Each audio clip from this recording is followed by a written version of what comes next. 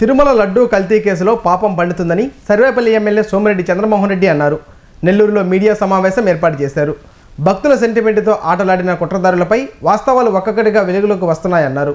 లడ్డూ కల్తీ వ్యవహారంపై వైసీపీ నేతలపై తీవ్ర స్థాయిలో ఆయన విమర్శలు గుప్పించారు. కల్తీ నెయ్యితో తయారు చేసిన తిరుమల లడ్డు ఆ పవిత్రతను భ్రష్టు పట్టించిన వాళ్ళ పాపాలు ఇప్పుడు పండుతా ఉన్నాయి. అయితే దానికి ఇప్పుడు దొంగ సాక్షి వాడి ఇష్టం వచ్చిన ఆయన ఇష్టం వచ్చిన కథనాలు రాసుకుంటూ కూర్చుంటున్నాడు.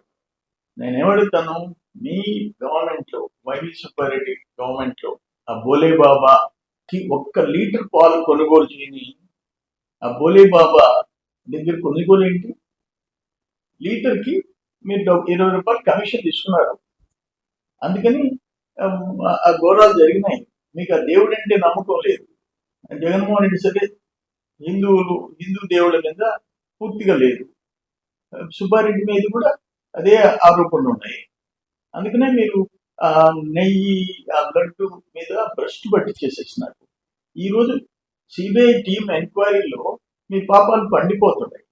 వాటికి రివర్స్ కథనాలు సాక్షి పత్రికల్లో రాస్తా కూర్చున్నారు. తిరుమల లడ్డు అంటే కోట్లాది మంది భక్తుల సెంటిమెంట్. అది దాన్ని దెబ్బతీసే విధంగా మీరు ప్రవర్తించారు.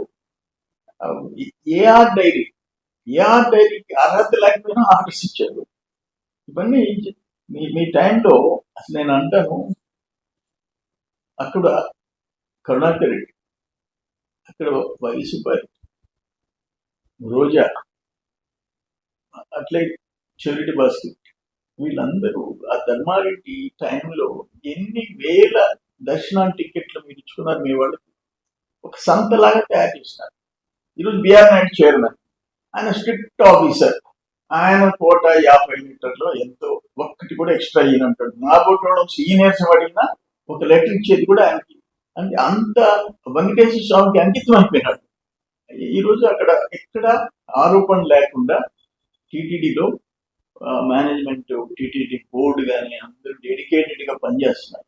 అది పాలించి ఈరోజు విచారణలో మీ దోపిడీలు అన్ని బయటకు వస్తుంటే ఇష్టానుసారం మీరు సాక్షిలో రాయించుకున్నంత మాత్రాన, మీ దొంగ సాక్షిలో రాయించుకున్నంత మాత్రాన నిజాలు కావు అనేది గుర్తుపెట్టుకోండి. ఆ భగవంతుడు చంద్రబాబు నాయుడిని అలిపిరి దగ్గర వాళ్ళు ఆల్మోస్ట్ ప్రాణాలు తీసేసే కార్యక్రమం చేస్తే బతికిచ్చి ఈరోజు ముఖ్యమంత్రిగా పరిపాలన చేసే అదృష్టం ఆయన కల్పించాడు, ఈ రాష్ట్రానికి కల్పించాడు. ఆయన సేవలు అందుకునే విధంగా అది దేవుడిలో ఉండే మాత్రమైన శక్తి. అందుకనే మీకు 11 సీట్లు వచ్చినాయి.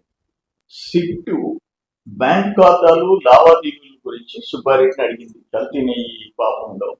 నువ్వు ఎందుకు ఇవ్వకుండా, సిట్ అడిగితే నీకు నిజాయితీ ఉంటే ఇవ్వాలా? ఎందుకు ఇవ్వకుండా నువ్వు కోర్టుకు వెళ్ళావు?